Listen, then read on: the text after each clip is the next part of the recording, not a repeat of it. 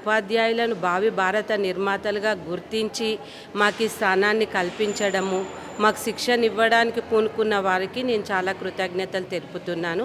భావి భారత పౌరులను, భావి భారతదేశాన్ని కోపరహితంగా, ద్వేషరహితంగా తయారు చేయడానికి మమ్మల్ని వీరు సంసిద్ధం చేస్తున్నారు. దానికి అందులో భాగస్వామ్యం వహిస్తున్నందుకు నేను చాలా సంతోషిస్తున్నాను.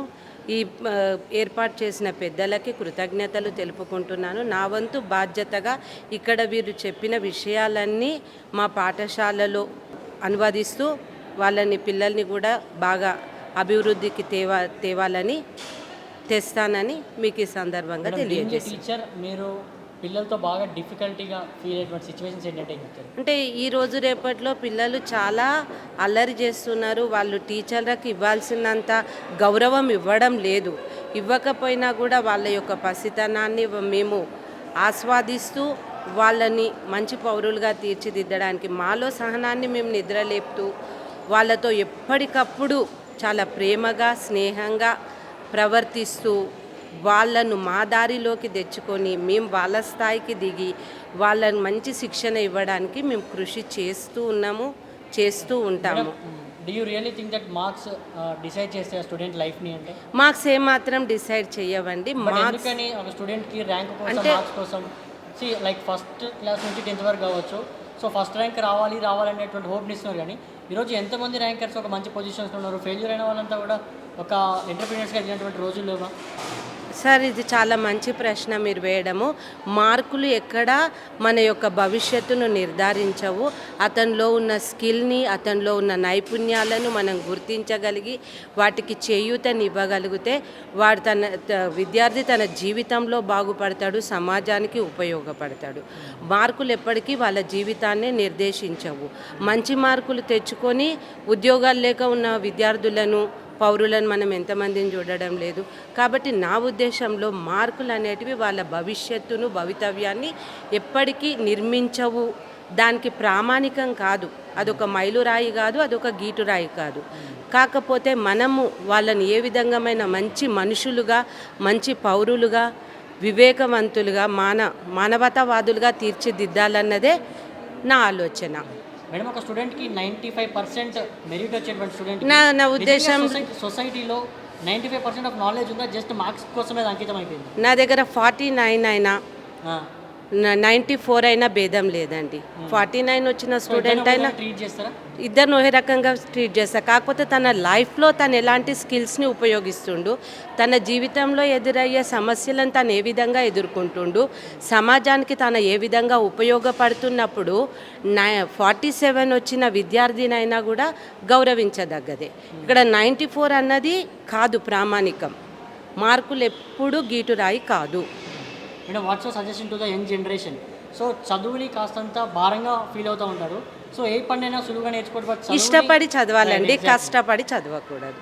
ఇష్టాన్ని పెంచుకోవాలి, ప్రేమను పెంచుకోవాలి, అభిమానాన్ని పెంచుకోవాలి. తన తల్లిదండ్రుల యొక్క కష్టాన్ని గుర్తు చేసుకుంటూ చదివితే విద్యార్థులు తప్పకుండా పైకొస్తారని మధ్యతరగతి కుటుంబంలో ఉన్న వాళ్ళైనా, సంపన్నులైనా, ఎవరైనా సరే తమ తల్లిదండ్రులను, ముఖ్యంగా మాతృమూర్తిని గుర్తు చేసుకుంటూ వాళ్ళు ముందుకు సాగినట్టయితే వాళ్ళ యొక్క భవిష్యత్తు బాగుంటుందని నా ఉద్దేశం. మేడం, ఏంటి రీజన్ ఏంటి? ఎంతోమంది డిగ్రీలు, బీటెక్లు అయిపోయి కూడా ఇప్పటికీ జాబ్ ఆపర్చునిటీస్ అంటే లైఫ్ స్కిల్స్ లేకపోవడం అన్నదే ఇక్కడ. స్కూల్ లెవెల్లో, కాలేజ్ లెవెల్లో స్కిల్స్ అంటే కేవలం మార్కులకు పరిమితమైన విద్య వల్లనే ఈ విధంగా జరుగుతుంది. విద్యా వ్యవస్థలో తప్పుందా లేదంటే పిల్లల్లో తప్పుందా?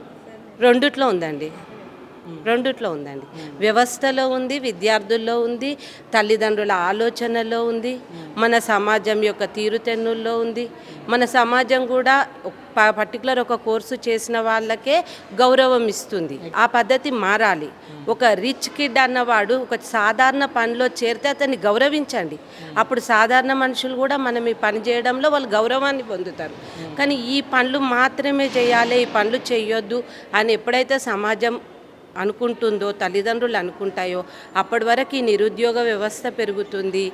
యువతలో ఒకలాంటి అసంపూర్తి అన్నది ఉంటుంది, అసంతృప్తి అన్నది ప్రబలుతుంది. కాబట్టి ఎవరైనా సరే ఏ చిన్న పని చేసినా కూడా వాళ్ళని గౌరవించండి, మెచ్చుకోండి, వాళ్ళని ఆదరించండి, అభిమానించండి. టీచింగ్లో ఎప్పటి నుంచి మేడం?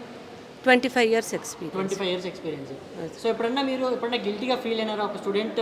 అంటే ఆదాయం విషయంలో కావాల్సే వస్తుందండి. మాకున్న ఆదాయం చాలా తక్కువ. మాకున్న అవసరాలకి మా ఆదాయానికి చాలా తక్కువ ఉంటుంది. ఆ సందర్భంలో మేము బాధపడడం సహజమే. బాధపడ్డ తర్వాత కూడా మేము ఒకసారి భావి భారత నిర్మాతలం, మేము వీళ్ళకు విద్యాబుద్ధులు నేర్పే వాళ్ళం అన్న తృప్తి మాకు ముందుకు సాగడానికి ప్రోత్సాహం ఇస్తుంది. విద్యార్థులు ఎందుకు వెనకబడిపోతున్నారు అన్న కారణం ఏంటంటే రాబోయే కాలంలో అంటే ఇప్పుడు ప్రజెంట్ జనరేషన్లో టీచర్స్ చేసేది మేబీ నేను టీచర్ అయ్యి ఉండి ఇంకొక టీచర్స్ గురించి నేను చెప్పే హక్కు నాకు లేదు. కానీ నేను అబ్జర్వ్ చేసింది అంటే యాజ్ ఏ పేరెంట్గా కూడా నేను మాట్లాడదలుచుకున్నా. ఎందుకంటే పిల్లల్లో ఉన్న క్వాలిటీని గ్రహించట్లేదు, వాళ్ళల్లో ఉన్న స్కిల్స్ని బయటికి తేవడం లేదు. సో పాఠం అనేది పుస్తకానికి అంకితం కాకూడదు. పుస్తకం మనం ఒక పాఠం చెప్పినా కానీ పాఠకంలో ఉన్న ఒక ఉద్దేశం అనేది ఉంటుంది. ఉద్దేశాన్ని కాకుండా ఇంకొక విషయం అనేది ఉంది, లర్నింగ్ అవుట్కమ్స్, అది తేవట్లేదు. మెయిన్ అక్కడనే పిల్లలు టీచర్స్ చేసేది మిస్టేక్ అనిపిస్తుంది నాకు. పుస్తకం వరకు పిల్లలకి బటిఫై చేయించడము, టాపర్గా డిస్టింక్షన్లో రావడం, ఇది మన ఉద్దేశం కాదు. మనం రాబోయే భవిష్యత్తుకి ఏమి ఇస్తున్నాము, ఇది నా ప్రశ్న. మనం ఎలాంటి పిల్లల్ని ఎలాంటి భవిష్యత్తుని ఇస్తున్నాము? ఒక కవిగా మనం మార్చగలుగుతున్నామా? ఒక్క స్టూడెంట్ కన్నా ఒక స్కూల్లో 99% పిల్లలలో 1% అన్న పిల్లలకి ఒక కవిగా ఒక లేఖకుగా మార్చగలుగుతున్నామా? ఒక సైంటిస్ట్గా తేగలుగుతున్నామా? ఒక ఇన్నోవేటర్గా మార్చగలుగుతున్నామా? ఎన్ని రోజుల వరకు ఏపీజే అబ్దుల్ కలాం పేరే ఉండిపోతుంది? ఆయన తర్వాత ఇంకా వేరే మిజైల్ మైన్ ఎందుకు రావట్లేదు? నా క్వశ్చన్ అది, నా ప్రశ్న అది. ఎందుకంటే ఒక కవిగా కూడా మారాలి. ఒక కవిత్వం విన్నాక ఒక స్టూడెంట్లో ఎందుకు అలాంటి కళలు కనలేకపోతున్నాడు? ప్రకృతి అప్పుడు ఉన్నట్టు ఇప్పుడు లేదా? మనం ఎందుకు ప్రకృతిలో కూడా మార్పులు ఎందుకు తేలేకపోతున్నాం? కారణం ఏంటంటే బట్టిఫై మెథడ్ని ఫాలో చేస్తున్నారు, బుక్లో ఉన్న జ్ఞానాన్ని ఇస్తున్నారు, క్వశ్చన్ మార్క్స్ని ఫాలో చేస్తున్నారు. ఇదంతా అనవసరం పనులలో మనము బిజీ అయిపోతున్నాం. మన లైఫ్ బిజీ అయిపోతుంది, టీచర్స్ లైఫ్ బిజీ అయిపోతుంది. లెసన్ ప్లానింగ్ చేస్తున్నాం. ఏం ప్లానింగ్ అది? లెసన్ని సంబంధించిన ప్లానింగే ఉంటుంది, ఎక్స్ట్రా నాలెడ్జ్ అనేది ఉండట్లేదు. నేను అడిగేది ఇదే ప్రశ్న. టీచర్స్లో లర్నింగ్ అవుట్కమ్స్ తీసుకురావాలి. ప్రతి ఒక్క పాఠానికి నేను గర్వంగా చెప్తున్నాను, నేను ప్రతి సంవత్సరంలో ఒక స్టూడెంట్లో కవిని చూస్తున్నాను. వాళ్ళు మా స్కూల్ గురించి పాఠాలు రాస్తున్నారు, సాంగ్స్ రాస్తున్నారు. మా స్కూల్ గురించి చాలా వండర్ఫుల్ సాంగ్ పిల్లలు రాయడం జరిగింది. నేను రాసిన దానికి చూసి వాళ్ళు ఇన్స్పైర్ అయ్యి వాళ్ళు కూడా రాయడం జరిగింది. మొన్న బాలోత్సవం కార్యక్రమంలో మా పిల్లలు నేను రాసిన పాటని వాళ్ళు ఎంజాయ్ చేస్తూ డ్యాన్స్ చేశారు. బతుకమ్మ సాంగ్ నేను రాశాను. సో ఇటువంటి పాఠాలు మనం రాస్తే అధ్యాపకులలో కూడా ఉంటుంది, కానీ మనకు సమయం మనం తీయట్లేదు కదా. ఎక్స్ట్రా స్కిల్స్ని మనం పిల్లల్ని ప్రజెంట్ చేయట్లేదు కదా. ఎందుకు ఇలా జరుగుతుంది? దీనికి ఎందుకు ఇంపార్టెన్స్ ఇవ్వలేకపోతున్నాము? కబీర్ దాస్, సూర్దాస్ వీళ్ళ వరకే అంకితం అయిపోయింది. వాళ్ళ తర్వాత వేరే కవి ఎందుకు రాలేదు? సో కంపల్సరీ రావాలి. సో లర్నింగ్ ఓన్లీ పుస్తకం జ్ఞానం వరకే అంకితం కాకూడదు. మన నాలెడ్జ్ అనేది ఎక్స్ట్రా నాలెడ్జ్ కంపల్సరీ పిల్లలకి ఇవ్వాలి. పిల్లల్లో ఉన్న ఇంపార్టెన్స్ని, వాళ్ళ స్కిల్స్ని బయటికి తీసుకురావాలి. వాళ్ళని ప్రకృతికి అటాచ్ చేయాలి. వాళ్ళు కూడా ప్రకృతితో కలవాలి. ప్రకృతి అంటే ఏంది, దానికి ఒక ఇంపార్టెన్స్ ఉందన్నది వాళ్ళు గ్రహించాలి.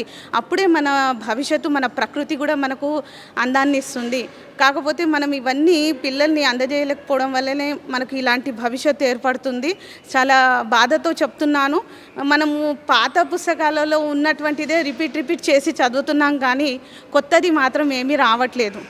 సో ఈ మిడిల్ క్లాస్ ఫ్యామిలీస్ ఇప్పటికీ అదే బాధపడుతున్నారు, అలాగే చదివిస్తున్నారు. అలాంటి టీచర్సే పిల్లలు ఫేస్ చేస్తున్నారు. ఇంటికి దగ్గరలో ఉంది కదా అనే టీచర్స్ అక్కడే జాబ్ చేయడము, ఇది కూడా ఒక కారణం అవుతుంది. దగ్గరలోనే తక్కువ జీతానికి వాళ్ళు అడ్జస్ట్ అయ్యి తక్కువ నాలెడ్జ్ ఉన్న వాళ్ళు టీచర్స్ని ప్రొవైడ్ చేయడము, అలాంటి వల్ల కూడా పిల్లలు నాలెడ్జ్ని కోల్పోతున్నారన్న ఉద్దేశం నాకు కలిగింది.